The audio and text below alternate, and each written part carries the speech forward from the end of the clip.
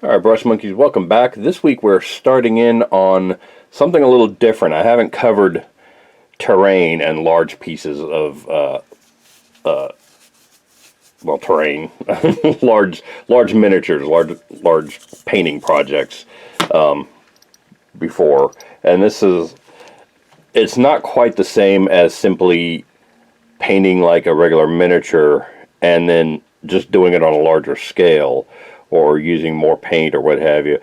This is actually a kind of a different animal, and it's also going to determine or depend on whether or not you're using a plastic kit like the Games Workshop Warhammer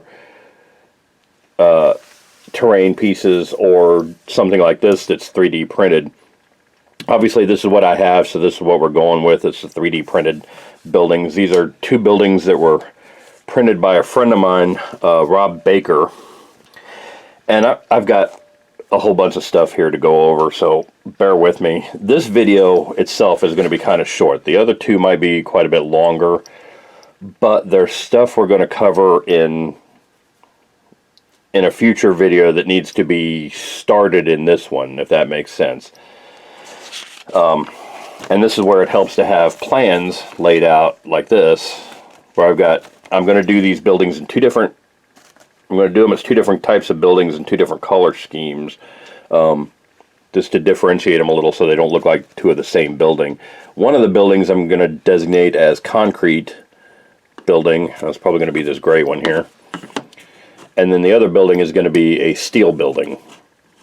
Now the reason that's important, and you need to know that ahead of time, because I'm also going to be doing a certain amount of battle damage on both of them. Battle damage and wear and tear and things like that aren't going to be obvious until the last video. We'll cover weathering and things like that, but some things need to be set up in this video. Things like on a concrete building, well, let's start with the steel building. On a steel building, because the building's steel, things like, you're not going to have bullet holes. You're just going to have like scratches on the corners, maybe a couple little blast marks on the side, but it's not going to be penetrative damage to the building. So there's no need to do anything to the building ahead of time. However, after you prime it and before you paint it, you have to keep in mind how that damage is going to look and where that damage is going to be when you're painting it. Because we're going to do what's called hairspray and salt weathering, which I'll get into again on a future video. But say I want some damage to this corner of the building right here. I have to keep that in mind when I paint the entire thing steel. Then I'm going to say, okay, well, the damage is going to be on this corner of the building, so I'm going to paint this corner kind of a dark brown to get that kind of old rust look to it. And then when I do the hairspray and salt weathering, the hairspray and the salt is going to go along this corner while I paint the entire rest of the building, in this case blue with a white stripe down the side. And then when you rub the salt off, it'll leave that brown that you left there to do more recent damage to it, like do some rise of rust on the corner there, make it look like new rust on top of old rust. You can also do little scratches in the paint that'll show bare metal to show more recent damage that maybe hasn't been weathered yet, and that kind of thing. Whereas a concrete building, you're going to have pock marks and bullet holes and things like that where it's chipped away part of the structure of the building. And we can simulate that with I'll show you how to do that in a little bit with drills and X-Acto knife to do little chips and things like that on the corners. But we'll get into that. But you have to know what the structure of the building is going to be before you start putting in battle damage like that, because different materials will take damage differently. And of course, once you put bullet holes and chips and nicks and things like that in the side of the buildings, you have to pre-paint it, or you have to prime it, because then you're just down to the bare plastic again. But all of that will come up later. For right now, you can see I've primed them both. I probably should have waited until after I did the battle damage on them to prime them, but In any case, I want to talk a little bit about the specs on this, and I have a lot of notes taken down here. Again, these were printed by my friend Rob Baker off of a original file was a microhab unit by Saucerman Studios. He found it on Thingiverse. It's thing number 4540709. And now he printed these out and offered them up on Facebook, and I bought them from him, but he gave me all the specs on this. I don't have a 3D printer. I've never done 3D printing before, so this might sound like a lot of needless specs to some of you who don't do 3D printing. The ones that do know what I'm talking about. So he printed these on Creality Ender 3 Pro printers with upgraded springs and bed, E-steps calibrated on both machines. The layer height is 0.15 millimeters, which he said was normal. Initial layer height is 0.2 millimeters. The shell wall thickness is 0.8 millimeters. A wall line count of 2, and infill of 8%. The print temp was 195 degrees Celsius, and the bed temp was 65 degrees Celsius. The materials, the green plastic is Hatchbox PLA, and the gray is Inland PLA, and the print speed is 40 millimeters per second. So I will have tags for all this in the video description, but that's the basics for the technical specs. Now I'm going to do this video in 3 segments. One in the preparation and planning and preparation, initial steps. Next week will be the painting, and the week after that will be the weathering and damage kind of thing to it. But like I said, some of the damage needs to be prepped along the way. So this week I will show you how to do damage with drills and X-Acto knife and what have you. And that's the initial damage that goes in. And then next week we'll go into the hairspray and salt weathering, because that's got to be done during part of the painting process. And then finally you'll see the finished effect of all this on the final video 2 weeks from now. So I've got my X-Acto knife, I've got 2 different sizes of drill bits, and I've got, this was recommended by Rob. He said to get some Fusion all-in-one paint and primer to prime them, because I don't know if you can see on this, the 3D printing process leaves little lines as the printer goes back and forth. It leaves these little layers. This 2-in-1 paint and primer will cover that up for the most part. Like, I can run my fingers over that and I can't feel the lines, but you can still see them. It's kind of the same thing as doing removing flash lines from a mold figure, but 3D printed stuff doesn't have mold lines in it, so you end up with that. So for little things like bullet holes,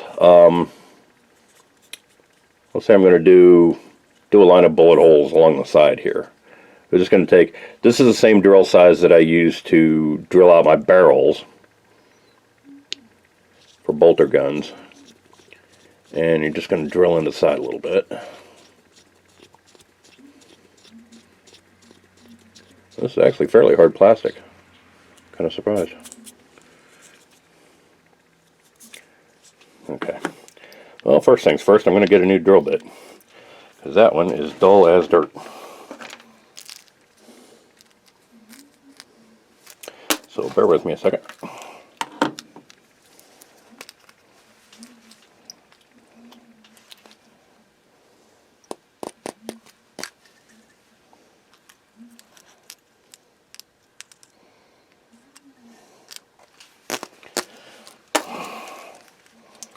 Sorry about that, I had a whole box of the same size laying around someplace, and I apparently do not.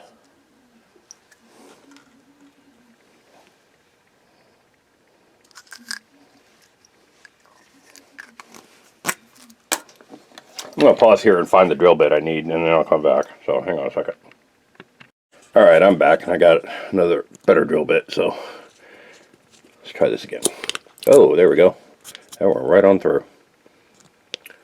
So basically you're just going to drill a series of holes. It doesn't actually need to go all the way through, but if it does, it does.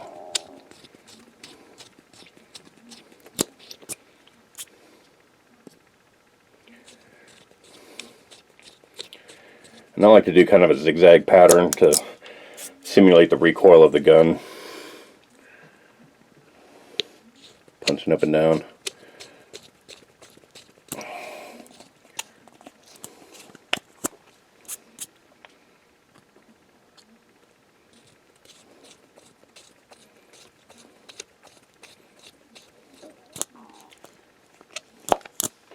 Alright. Now see, those aren't very big by themselves. So you'll take your X-Acto knife and kind of twirl it a little bit in each hole. Not necessarily make the hole any bigger, but to simulate those pieces of concrete that get blown out when concrete gets shot. And like I said, this is why it's important to know whether your building's concrete or steel before you start doing this, because you're not going to have this on steel buildings. You're just going to get little marks. Let's see.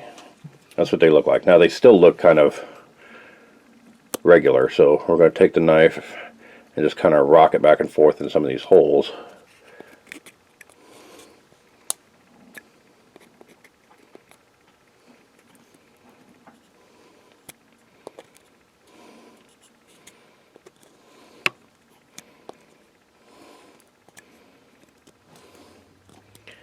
You can see that creates a little bit more interest around the hole.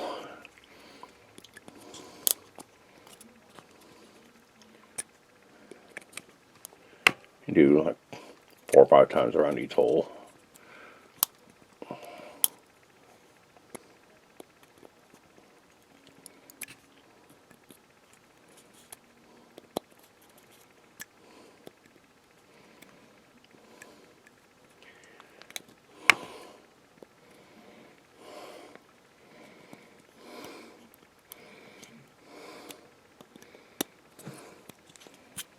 Alright. So now you can see those look more like bullet holes. Now, for slightly larger things, like a tank, use a bigger drill and kind of do the same thing.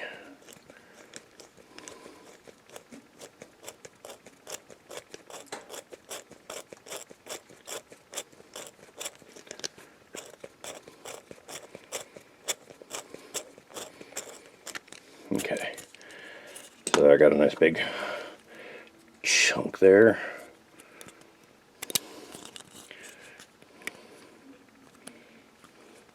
Maybe this one didn't go all the way through the building, so.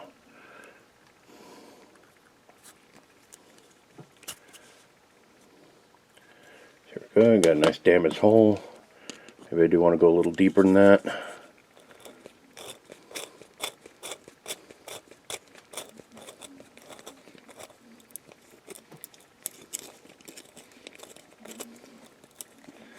That's going to go through it. There it goes. And I think you can hear I'm hitting some of that internal structure in there. Okay.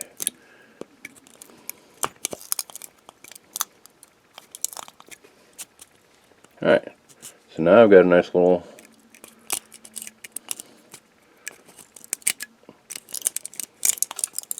there. There, I got a nice little cannon hole in the side of the thing. Maybe we want to do a couple little nicks on the side of the building here. Just, there we go. A little nick there. And a little nick there.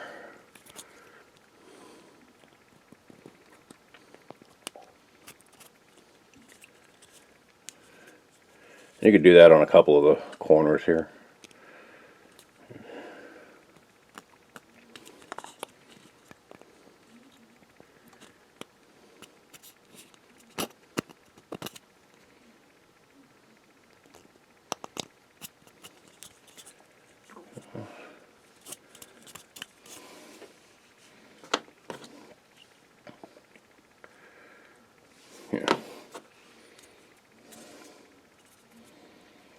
On the back here, I'm going to put a little piece of graffiti. I've got some graffiti decals. I'm going to cover those in a future video too.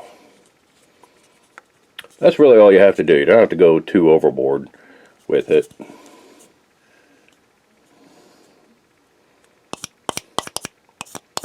A couple of scores and cut marks around the door. There we go. Now if you want to get really fancy about it, you could take a saw and just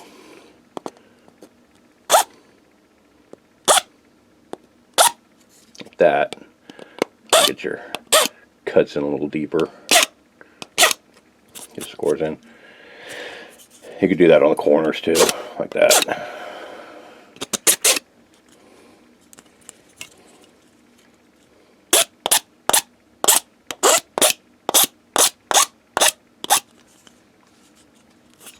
See? Doesn't do a terrible lot of damage, but it does leave a little score in there. So like maybe you can use that to simulate a chainsaw attack or something.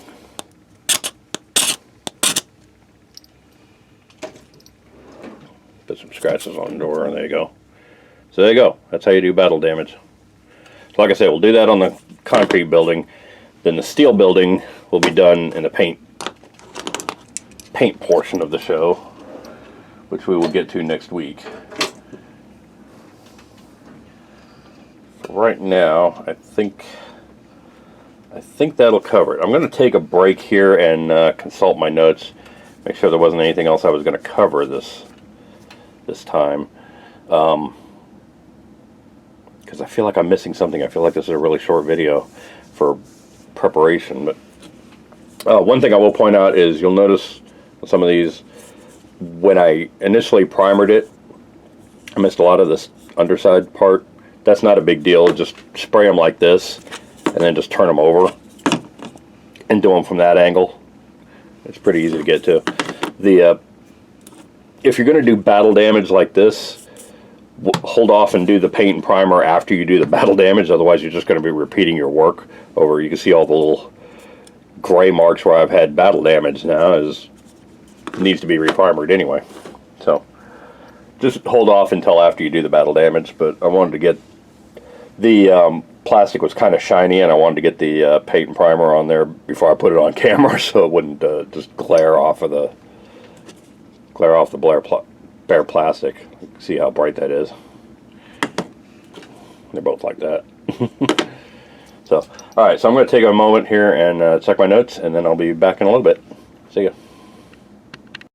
All right, I'm back, and I'm kind of glad I checked my notes because I missed a whole lot of stuff. All right, so I've got my bits box here in front of me, and this has pieces of terrain projects that either were extra bits that I didn't put on a project, or didn't put on a Imperial Knight or something like that, or just didn't need for a particular building. And so I can kind of talk a little bit about putting extra bits on your models here. Like if I just wanted to differentiate these, like right now these two buildings look kind of a lot alike, and the difference in materials is not the only difference between them.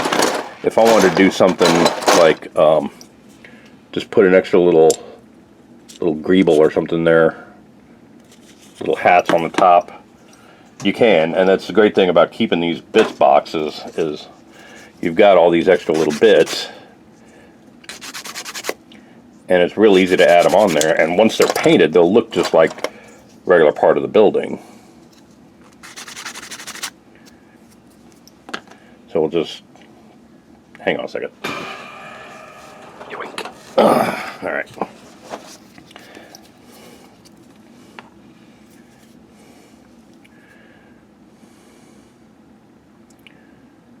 So we'll come on. There we go. Probably didn't need that much. Just stick that little piece right there, and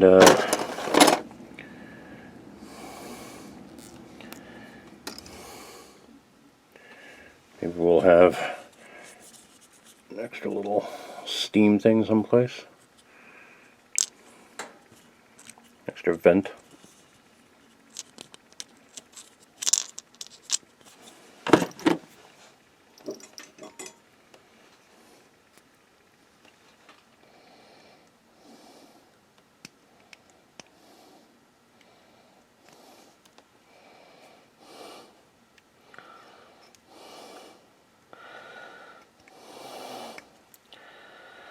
Really, all you have to do with any of these is just sand them down until they're flat enough to glue onto the back of the building. And glue onto the building. Okay. Put down a little line of glue.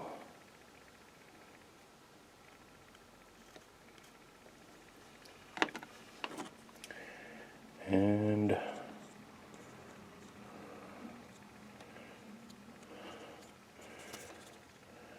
there you go. And you could do that with all these. I mean, we've got different stuff. We've got a little fan cover here. Like maybe I'll just stick that onto the... Like I want to put that over one of the hatches instead of having a fan. Like maybe now I got this little... Or maybe instead of hats I got this little fan thing now.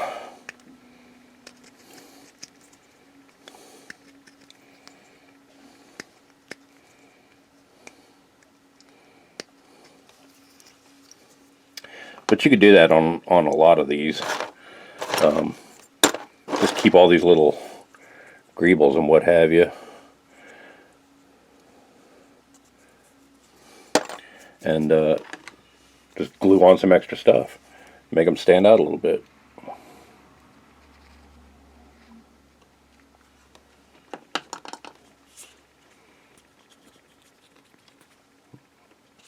And that is exactly not where I wanted that.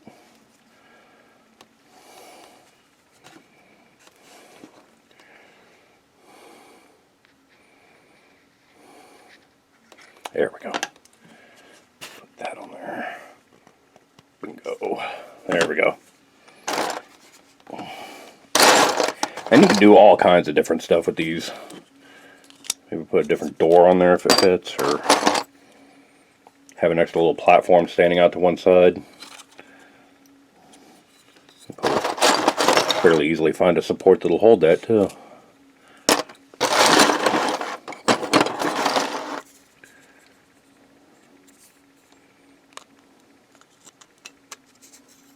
Put a bigger hats on there. So anyway, there's a pretty wide variety of stuff you could do with these. It's just a matter of going through your bits box and seeing what fits and what doesn't. All kinds of different stuff you can do. Even just down to little things like extra little... I've got all these extra little skulls from an Imperial Knight that are just flat on the back. They're mechanical skulls. You just put these all over the building, make it look like a Mechanicus building. Got extra railings. Got ladders you can put up alongside the building. I had something. There we go. A whole little section of building rail.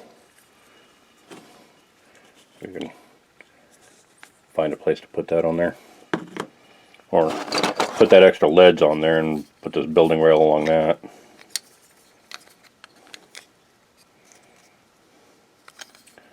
Something like that. Yeah, just use your imagination, go through your bits box, see what you can fit on there and what you can't. There's a couple little gas tanks. Maybe I'll put that on one of them somewhere, like right there, or up here. Yeah.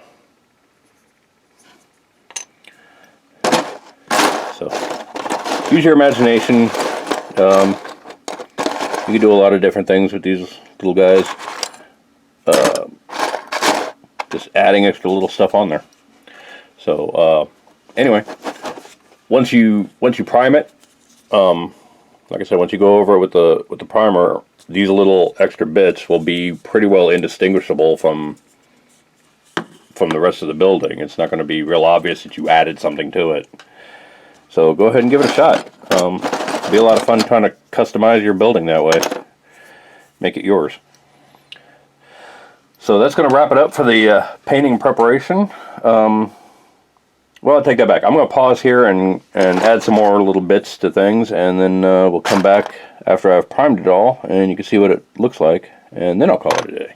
Alright? See you soon. Bye. Alright, I'm back. I've got all the extra little bits glued on these terrain pieces and got them all reprimed. And I think they look pretty good. So I got a little spotlight on this one. I got an extra hatch. I found this little thing right here, which is actually a tank tread, but I stuck it on there because it kind of looks like a sign in an alien language, or maybe a corporate logo or something. And you can see where you can't see the grays and the battle damage anymore, but that'll still show up when we paint. And then I got this extra rail along the top of the building. I did that on both of them. And then this one, I've got a little Mechanicus logo there. I put this smoke launcher above the door as like a floodlight or a security camera array. And then I used a leftover, this is actually a machine gun barrel that I used as a radio antenna on there, and gave it this extra little cable here. And I've got this fan hatch on the top. So yeah, see, it doesn't take a whole lot extra on there, and yet they look like they're both constructed from a similar template, and yet they're both different buildings or different purposes for them. So that's all I got on the prep side of things. Next we're going to start painting, and I'll be undercoating, be doing both of these with an airbrush, really, and I'll be undercoating one of them with metallics and one of them with just gray concrete. But that's going to be on the next video that we start in on the painting, and we'll go into a little bit on the weathering on the painting video as well, because like I said, there's some things that have to be done on the painting stage, but we'll get to that when we get to that. So in the meantime, thanks for watching, and I will see you guys next week. Thanks a lot. Bye.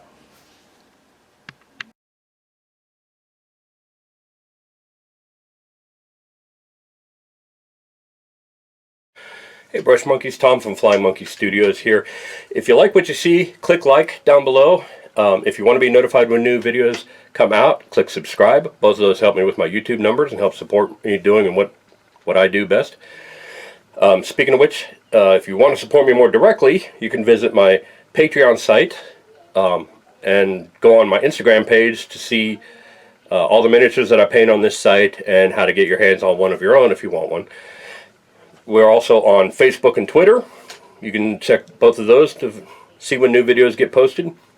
And visit my merch store at storefrontier.com/flyingmonkeystudios. In the meantime, thanks for watching, and I will see you later. Bye.